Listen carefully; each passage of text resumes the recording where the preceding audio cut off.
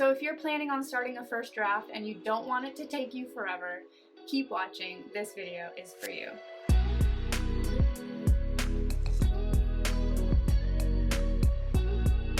Hi, I'm Megan. I've been a professional writer and project coordinator for 5 years, and I help frustrated writers apply organizational principles to their writing process. That way they can actually finish their project and meet their goals. In this video, I'm going to give you a step-by-step guide on how to set a realistic timeline for your writing project.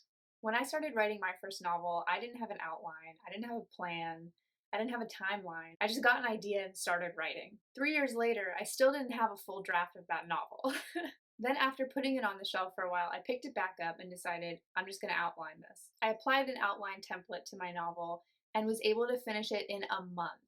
So why did I waste those 3 years when I could have finished my book in a month? Now, I'm not saying having an outline and setting a timeline are going to help you finish every book in a month, but trust me, using the steps I'm going to lay out for you will keep you from wandering with your projects and help you get them done faster. So let's dive in. So why set a timeline? A timeline gives you an end date to shoot for. When we write, when we feel like it or when we can, with no real sense of urgency, it can take us 3 times longer. As I said before, with my first novel, I could have finished that thing in a month. It took me 3 years. Imagine if I had outlined and set a timeline for myself. Once you have a sense of how long something will take you, you can slot it into your schedule a lot easier. Another reason why timelines can be so helpful is that they let you see when you're going to be done. By June of next year, I'll have the first draft done and a revision. Why do you know that? Because you set a timeline and you stuck to it. That's key. So how do we make a timeline? And how do we make it realistic so it's not like some deadline that's looming over us, but it's also not so far into the future we don't have to think about it and we can procrastinate? Because I know I've set both kinds. The first step you need to do, which is in phase 1 of my 5-phase project plan, basically that first phase, which is the consider phase, is where you're working out all the details of your book before you start drafting. In the consider phase, you think about 3 things. The first is your premise. This is what your story is trying to prove. Once you've thought of your premise, you can go into your characters. Every character should have a different opinion on your premise. That way, when they come together and interact, there's plenty of room for conflict. So once you have your premise and your characters, you can start to outline. Start with the big basic points and then move into more and more detail. Once you've got your outline, you can start thinking about a timeline because you'll have a sense of how long your book is going to be. The first step in making a timeline is figuring out your estimated word count total. So how long is your project going to be? How many words do you have to write to get to that first draft? If you know what genre you're writing in, pick a book from that genre off your shelf or from the library or from the bookstore and see how many pages it is. The average number of words per page in a printed book is about 250 to 300. So from there you can estimate how many words are in the book by multiplying 250 or 300 by the number of pages in that book. Now this is just an estimate, it's just to give you a ballpark to help you set your timeline. And the next step to take is figuring out your average words per hour.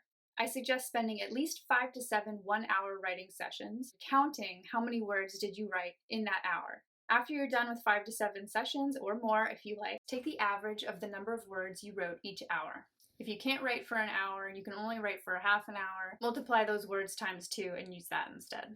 So once you have your average words per hour, take your total estimated word count and divide that by the number of words you've written in an hour. That number will be the number of hours it'll take you to finish your draft. But this is just an estimate. It gives you an idea of how long it might take you.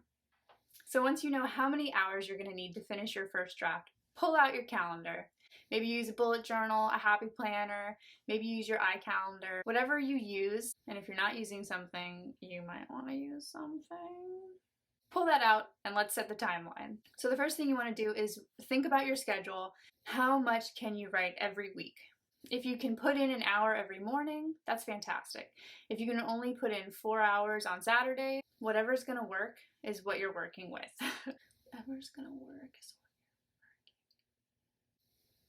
you're working. Once you know your schedule and when you can fit in writing time, look ahead and think about, okay, what birthdays are coming up? What holidays are coming up? Am I taking vacation? Are there any special events happening in my family or in my community that might take away time from writing? Note those down on your calendar in advance. You might have to work with multiple months at a time. So what you need to do is tack on those hours to the end of your timeline. So once you've looked at your calendar, your schedule, your upcoming events, and you figured out where the end of your timeline is going to fall, I would suggest adding 2 weeks to that, at least. I'm a firm believer that deadlines should be achievable, not impossible. They should push you a little bit and motivate you to get them done, but they shouldn't be so close that you're freaking out and you're like, I can't do this. Don't let your deadline overwhelm you. Add those 2 weeks and give yourself a little bit more time to work with. But don't give yourself too much time, because if you're anything like me, too much time and you'll procrastinate. It's just a fact. Just remember that without a timeline, it could easily take you 2 to 3 times as long to finish your draft because things get in the way, you get distracted, you say, oh, I don't need to write today because I can finish my draft anytime. We don't want to finish it anytime. We want to finish it now. Well, we want to finish it within the realistic timeline we've set for ourselves. But you know what I'm saying. We want to get it done sooner rather than later. So let's recap. How do we set a realistic timeline for our first draft? First step, finish an outline.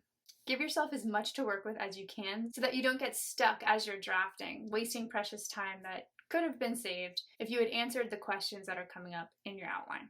Number 2, estimate your total word count. Remember that an average page in a printed novel has about 250 to 300 words. Take a book that's in your genre, look at the number of pages, multiply that by 250 or 300, and that'll give you an estimate for how long your book might be.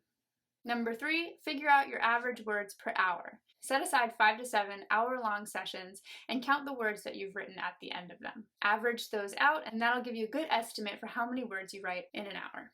So take your estimated total word count and divide that by the average number of words you write in an hour, and that'll give you the number of hours you'll need to complete your draft. Finally, look at your calendar, figure out your schedule, know when you're realistically going to be able to work on your draft, think about any upcoming events, holidays, vacations that are going to take time away from your writing, and add that to your timeline. And then set your due date. And my advice is to always add 2 weeks to give yourself a little buffer. Remember, don't make your goal impossible, keep it motivating but achievable. Okay, so I hope these tips are going to help you think through how to make a timeline that'll keep you organized and on track to finishing your first draft. If you want more tips on how to organize your writing, hit the like and subscribe buttons, and I'll see you next time. Bye!